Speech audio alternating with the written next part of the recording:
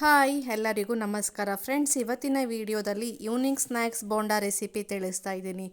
ರಾತ್ರಿ ಉಳಿದಿರುವ ಅನ್ನದಿಂದ ಮಾಡಿ ಗರಿಗರಿಯಾದ ಬೋಂಡಾ ಸ್ನ್ಯಾಕ್ಸ್ ತಯಾರಿಸಿ ಒಮ್ಮೆ ತಿಂದರೆ ಮತ್ತೆ ಮಾಡಿ ಮಾಡಿ ತಿನ್ನಬೇಕು ಅನಿಸುತ್ತೆ.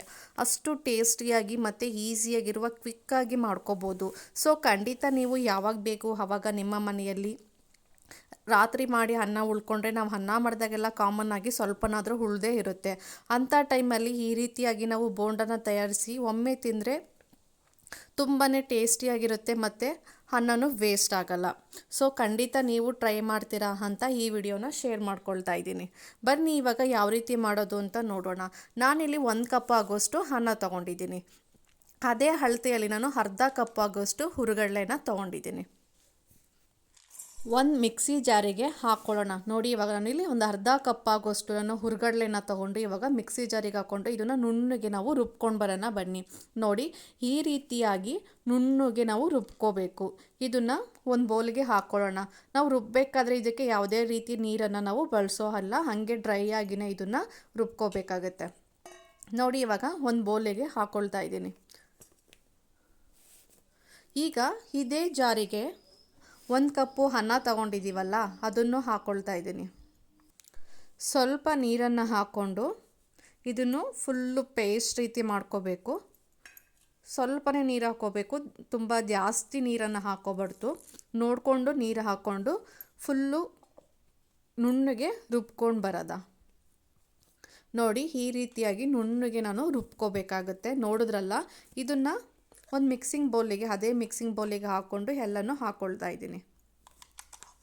ನಂತರ ಯಾವಾಗಲೂ ನಾವು ಅನ್ನ ಮಾಡಿದಾಗೆಲ್ಲ ಅನ್ನ ಉಳಿದೇ ಇರುತ್ತೆ, ಆವಾಗ ಈ ರೀತಿ ಬೋಂಡ ಮಾಡಿ ನೋಡಿ, ಚೆನ್ನಾಗಿರುತ್ತೆ.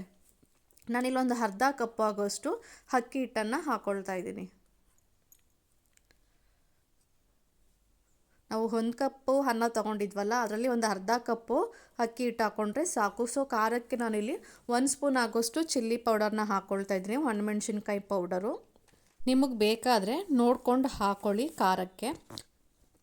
ಮತ್ತು ಸ್ವಲ್ಪ ಜೀರಿಗೆನ ಹಾಕ್ಕೊಳ್ತಾ ಇದ್ದೀನಿ. ರುಚಿಗೆ ತಕ್ಕಷ್ಟು ಉಪ್ಪನ್ನು ಸೇರಿಸ್ಕೊಳ್ತಾ ಇದ್ದೀನಿ.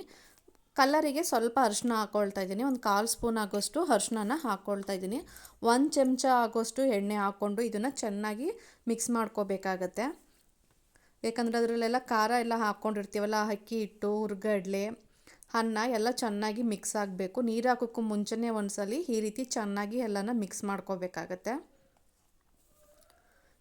ಈ ರೀತಿ ಎಲ್ಲ ಚೆನ್ನಾಗಿ ಮಿಕ್ಸ್ ಮಾಡಿಕೊಂಡು ನೀರು ನೋಡ್ಕೊಂಡು ನಾನು ಹಾಕ್ಕೊಳ್ತಾ ಇದ್ದೀನಿ. ಸ್ವಲ್ಪನೇ ನೀರು ಹಾಕ್ಕೊಂಡಿದ್ದೀನಿ.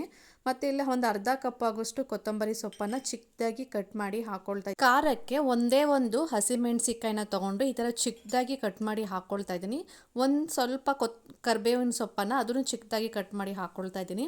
ಮತ್ತು ಇಲ್ಲಿ ಟೇಸ್ಟಿಗೆ ಬಂದು ನಾನು ನುಗ್ಗೆ ಸೊಪ್ಪನ್ನು ಹಾಕ್ಕೊಳ್ತಾ ಇದ್ದೀನಿ. ತುಂಬಾ ಟೇಸ್ಟಿಯಾಗಿ ರುಚಿಯಾಗಿರುತ್ತೆ ಈ ಸೊಪ್ಪು.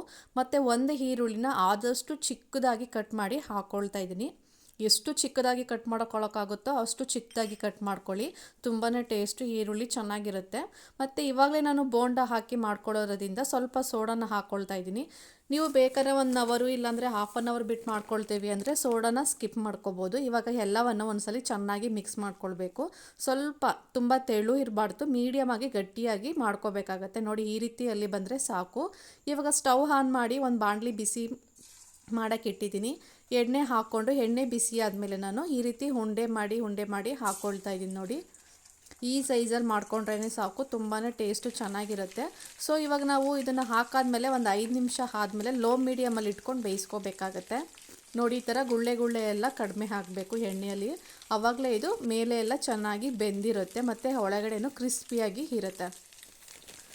ಹೈ ಫ್ಲೇಮಲ್ಲಂತೂ ಇಟ್ಕೊಂಡು ಬೇಯಿಸ್ಬಾರ್ದು, ಲೋ ಮೀಡಿಯಮಲ್ಲೇ ಇಟ್ಕೊಂಡು ಬೇಯಿಸ್ಕೋಬೇಕಾಗುತ್ತೆ. ಅನ್ನದಿಂದ ಮಾಡಿರುವ ಬೋಂಡ ಅಲ್ವಾ, ಅದಕ್ಕೋಸ್ಕರ ನಾವು ಲೋ ಮೀಡಿಯಮಲ್ಲಿ ಇಟ್ಕೊಂಡು ಇದನ್ನು ಚೆನ್ನಾಗಿ ಫ್ರೈ ಮಾಡ್ಕೋಬೇಕಾಗತ್ತೆ. ಎರಡೂ ಸೈಡು ಚೆನ್ನಾಗಿ ಫ್ರೈ ಮಾಡ್ಕೊಂಡಾದಮೇಲೆ ಈ ಕಲರ್ ಬಂದರೆ ಸಾಕು ನಮಗೆ.